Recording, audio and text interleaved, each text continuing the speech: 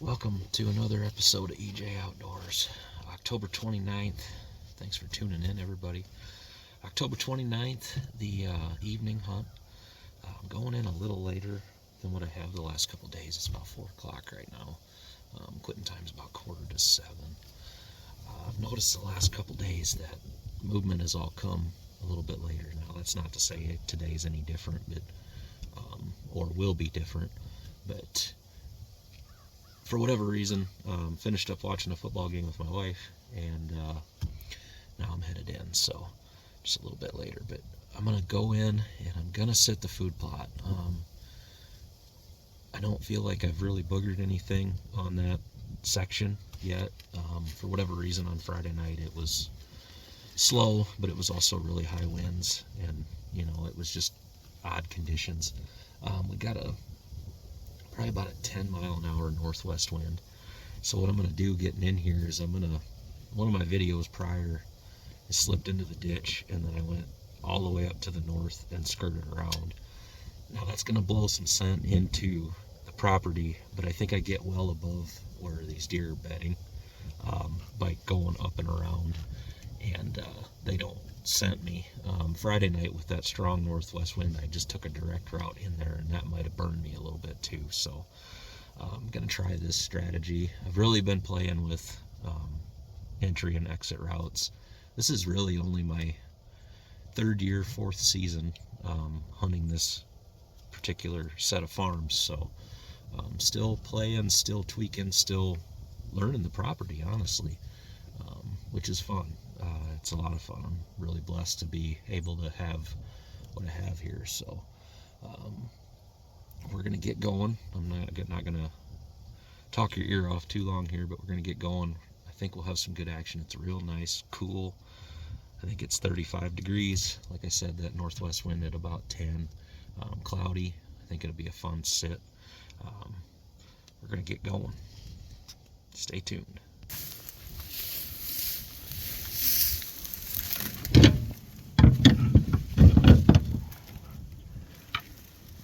Try my best not to drop these on the way up into the stand tonight.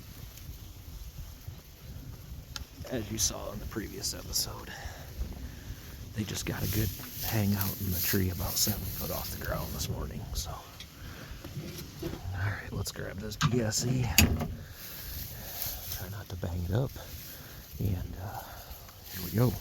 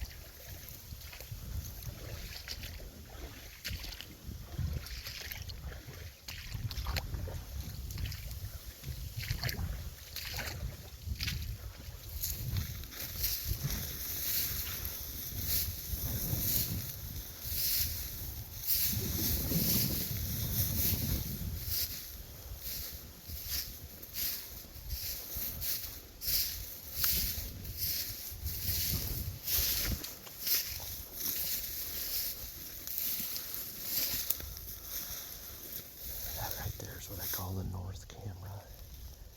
It's about time to move this, honestly. It's been over a scrape on this row of oak trees, and the acorns are about gone, and scrape time's not done, but hot scrape time is kind of quickly coming to an end, so it's probably about time to move that. I might grab that on the way out tonight.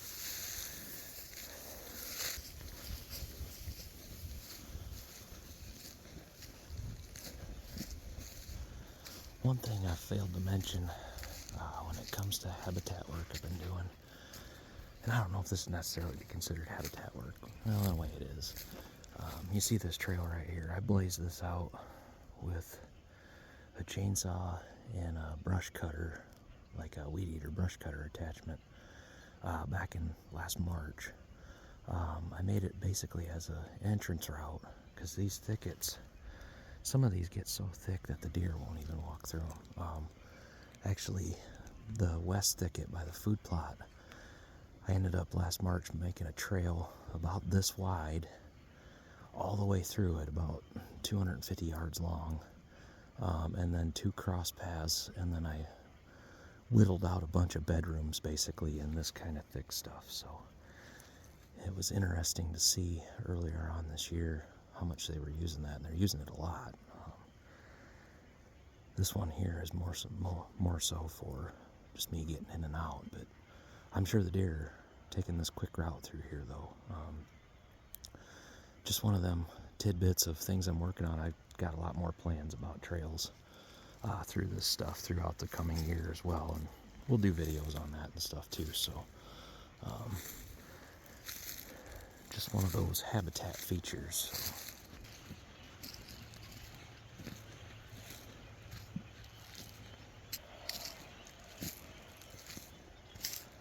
This is another one of those spots I opened up a trail to get in. Getting really close to the stand now. We're just up to the north of it, and I feel like the way the wind has been getting in, that this is actually a pretty good deal. I think it's working, even though that northwest wind is blowing into the property. I'm getting way up around where the deer are bedded, so now I'm going to be going in, kind of side swiping that wind, and I'm not blowing scent where they're bedded. I think it should be a pretty good deal. Guess who's back? Back again. Blackbird's back. They're gonna drive me nuts. Oh well, it's all part of the migration.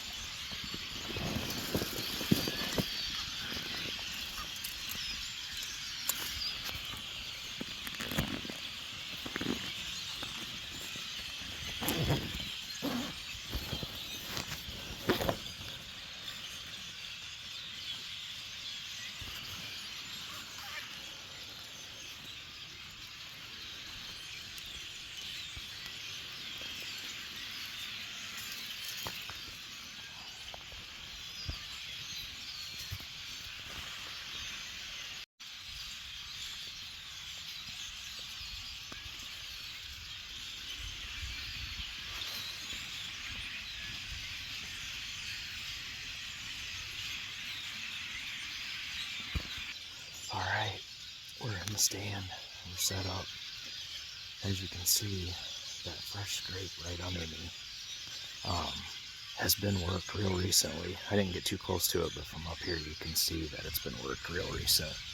I actually have that was a natural scrape last year, and they kind of used that throughout the year. It stayed open, and I tied an extra hanging branch on that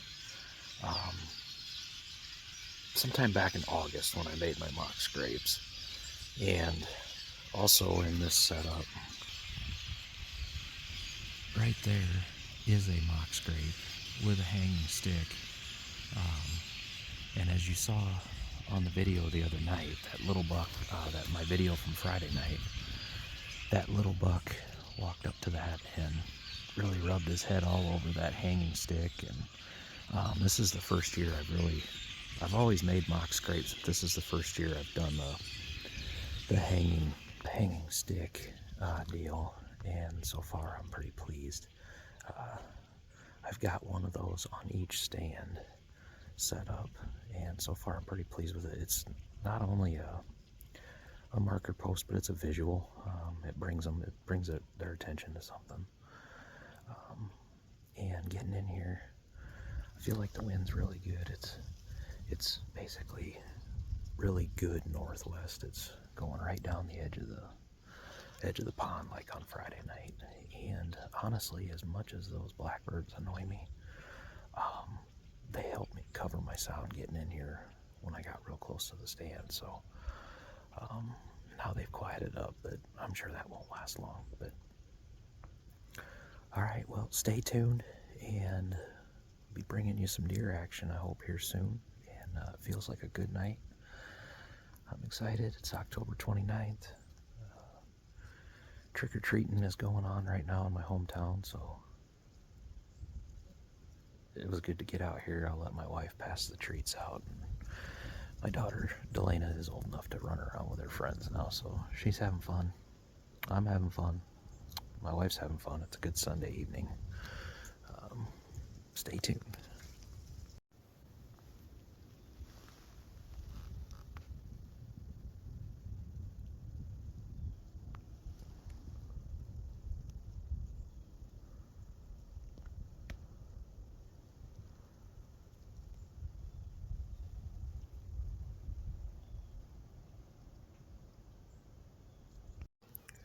So, apparently, I can't hold on to anything anymore. I went to get my Primo's hardwood grunner out, my favorite grunt call, and as I pulled it out of my pack, for whatever reason,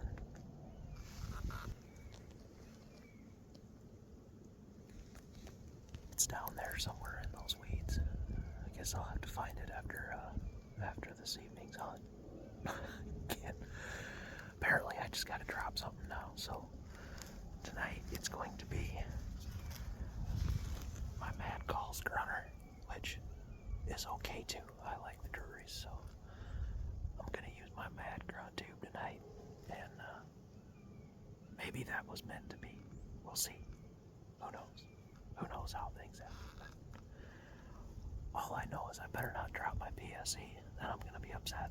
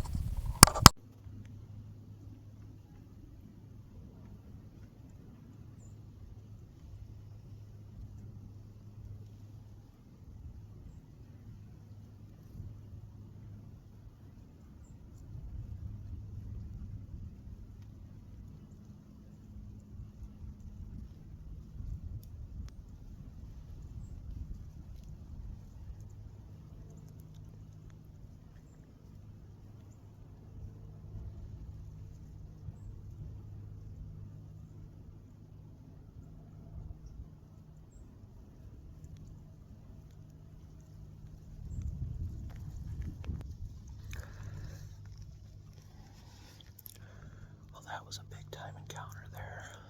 That was the Big Ten. I got a lot of trail cam pics of him, and I really thought I was gonna get a chance there. That doe was getting close, and he's on her. He fed out here, and I could tell there must have been something else up there bothering him. He snort wheezed. I didn't get a ton of footage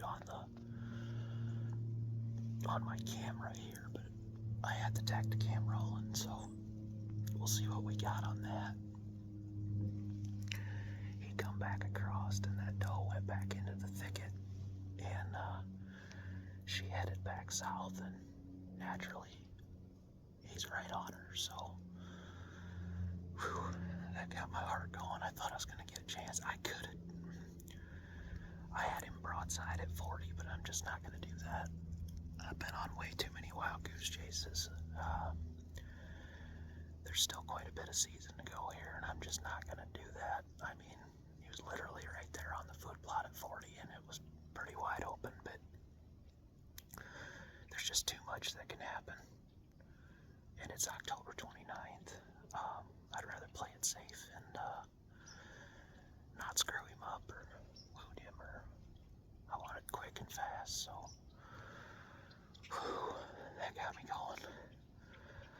That's why we do it. I wish I'd have got more footage here, but I'll patch in what I got on Tacticam. Then this little satellite buck came out from the north, so I realized that's what he was snort wheezing at, but gosh, what an encounter. That's the one. That one that I had under me yesterday. It happened so fast. I thought, well, maybe that was my 10. It's like, no, this one is. I wish I'd have got better footage with this camera, but we'll see what we got on that Tacticam and patch the video together here. But oh man, I thought I was gonna get a chance there. Like I said, I had a chance. I mean, if I wanted to do it at 40, I could have done it, but a little wind, and he was already kind of on edge because another buck's moving in on his doe, and we'll see. It's still early yet tonight. I mean, they could end up coming right back up through here, but they headed south for now in the thicket, so I'm gonna finally set my bow back down. I've been holding this thing for a half hour. That was exciting. Well, stay tuned.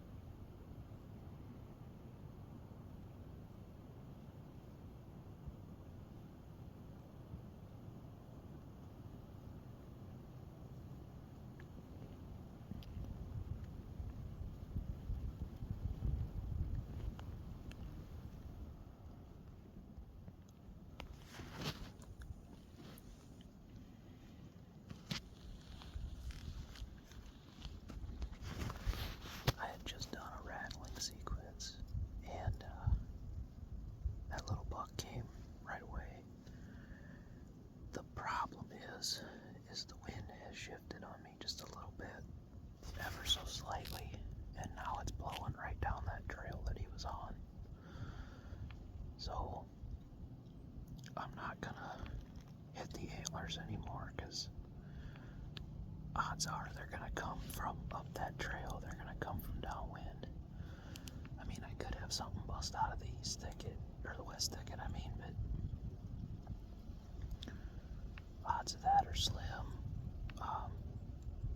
I popped those together just on the hopes of maybe that 10 would come back up this way, but wherever that doe goes, he's gonna go.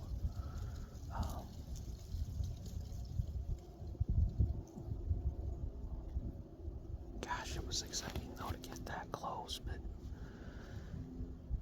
just didn't seal the deal. But like I said, we got a ways to go. But yeah, anyway, that's one thing when it comes to the rattling antlers.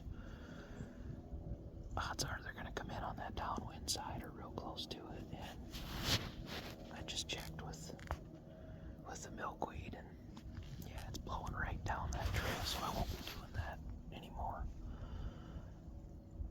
Gosh, pretty exciting sit this evening. That doe that's hot, that was the only doe I've seen though so far. The rest has all been bucks. Let's see, what time is it? 5:46. So I looked back at the Tacticam footage while I was in the stand here. I might be able to chop a couple pieces of that and put it into the video, but I wish I'd have been able to video more, but I want to bring you guys great footage, but first and foremost, I want to get the buck I'm after, so I'm not gonna risk too much playing with the camera when I need to be in the game. So, well, it's 5:46, like I said, and already had a lot of action, so I'm gonna stay quiet now in the stand and see how the rest of this evening plays out.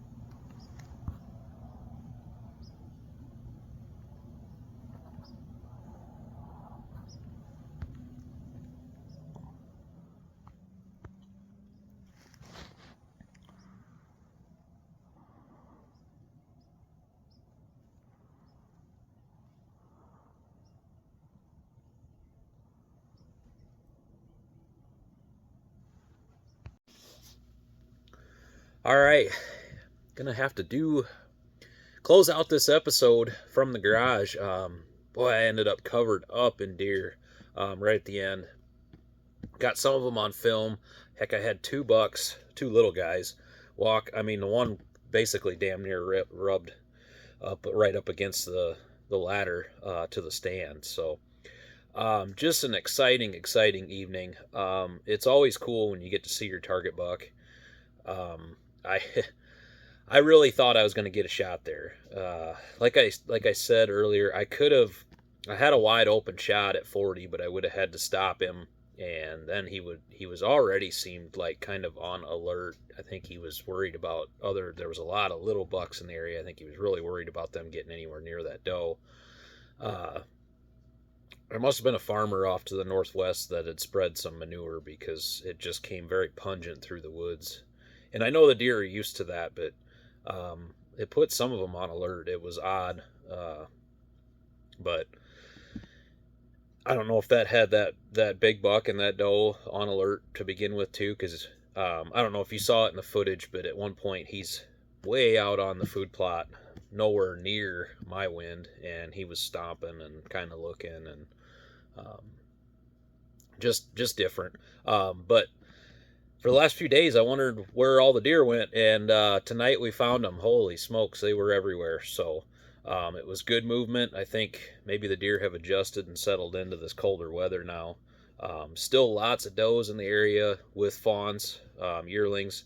That doe that buck had, he had her singled out. She was by herself, and she's a big old doe, so I imagine she probably is coming in. I've been watching her all summer, actually the last couple of years. She's got a big old brisket on her, as you can tell in the video, and I think it's only up from here. It sure is exciting to see him. Not a bit disappointed at all. I mean, yeah, it would have been cool if I would have got a shot, but wish I had a little bit more footage of him with the camera. But like I said earlier, I'm more focused on getting my target buck and enjoying it with you all on film after and everything. If I don't quite get the shot, that's not going to make or break me taking the shot as far as getting the shot with the camera. So bear with me on that. I'm going to do my best to get as much footage when I have bigger deer in. But all in all, this weekend, movement really picked up today, and I think it's only better from here. And thanks for watching. If you would be so kind, hit the subscribe button. And until next time, for EJ Outdoors, get outdoors.